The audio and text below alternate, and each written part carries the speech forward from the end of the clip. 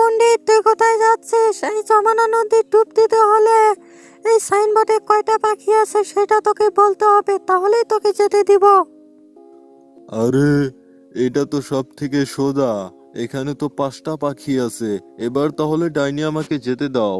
আচ্ছা ঠিক আছে পণ্ডিত, তাহলে তুই যা, তোর উত্তর আমি পেয়ে গেছি। এই গোপাল, তুই কোথায় যাচ্ছিস? এই যমুনা নদী ডুব দিতে হলে কি করতে হয় তুই জানিস না? এই সাইনবোর্ডে 5টা জন্তুর নাম আছে, সেটা তোকে বলতে হবে, তাহলেই তোকে যেতে দিব।